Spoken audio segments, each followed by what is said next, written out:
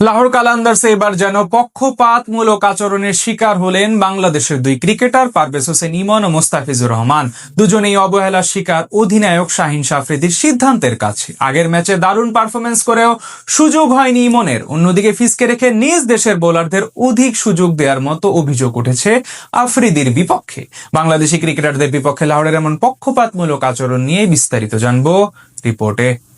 আমি ক্যাপ্টেন, আমি বল করব, আমি ব্যাট করব, সবকিছু আমার মন মতো চলবে। প্রয়োজনে আমার দেশের ক্রিকেটারদের খেলাবো এবং ম্যাচ হারবো, এমন বাচ্চাদের মতো থিওরি যেন দেখা গেছে লাহোর কালান্দার্স ফ্র্যাঞ্চাইজিটির মাঝে। ইসলামাবাদের বিপক্ষে আজ পুরো ম্যাচে চোখে দেখার মতো পক্ষপাতিত্বমূলক আচরণের শিকার হলেন বাংলাদেশের দুই ক্রিকেটার পারভেজ হোসেন ইমন এবং মুস্তাফিজুর রহমান, যার পরিণাম লাহোর কালান্দার্সও পরাজয় বরণ করেছে বেশ বাজেভাবে। এই যেমন আজ একাদশে ছিলেন না আগের ম্যাচে দুর্দান্ত ব্যাটিং করা পারভেজ হোসেন ইমন, তাকে বেঞ্চে রেখে একাদশ সাজিয়েছে ফ্র্যাঞ্চাইজিটি। অন্যদিকে মুস্তাফিজকে দিয়ে বোলিং না করিয়ে নিজেই একা বোলিং করেছেন শাহিন আফ্রিদি। আজ করাচি ন্যাশনাল ক্রিকেট স্টেডিয়ামে ব্যাট করতে নেমে শুরু থেকে চাপে ছিল লাহোর কালান্দার্স। ইনিংসের প্রথম ওভারেই বিদায় নেন ওপেনার মোহাম্মদ নাইম। অভিজ্ঞ আব্দুল্লাহ শফিকও তেমন সুবিধা করতে পারেননি। মিডল অর্ডারে সবাই ছিলেন আসা যাওয়ার মিছিলে। শেষ দিকে সিকান্দার রাজার 25 রানের ইনিংসে ভর করে কেবল 100 রানে অল আউট হয়ে যায় ফ্র্যাঞ্চাইজিটি। জবাব দিতে নেমে বল করতে নেমে শুরু থেকে বেশ ভালোই বল করছিলেন লাহোরের বোলাররা। সেই মুহূর্তে ধারাভাষ্য প্যানেল থেকে আদার আলী খান বলেন,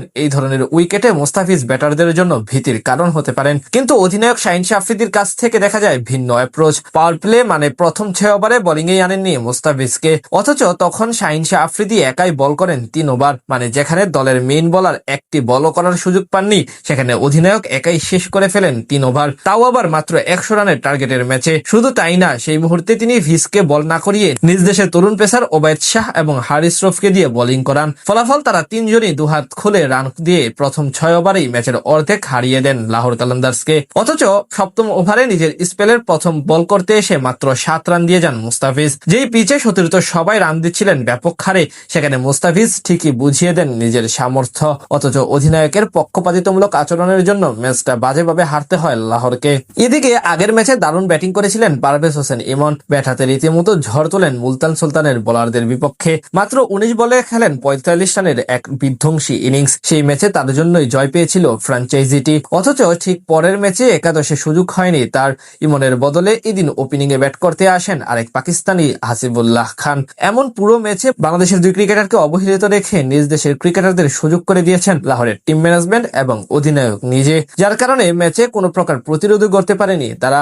ইসলামাবাদ ইউনাইটেডের বিপক্ষে পরাজয় বরণ করে 9 উইকেটের বিশাল ব্যবধানে। ইসলামাবাদের বিপক্ষে আজ পুরো ম্যাচে চোখে দেখার মতো পক্ষপাতিত্বমূলক আচরণের শিকার হলেন বাংলাদেশের দুই ক্রিকেটার পারভেজ হোসেন ইমন এবং মুস্তাফিজুর রহমান।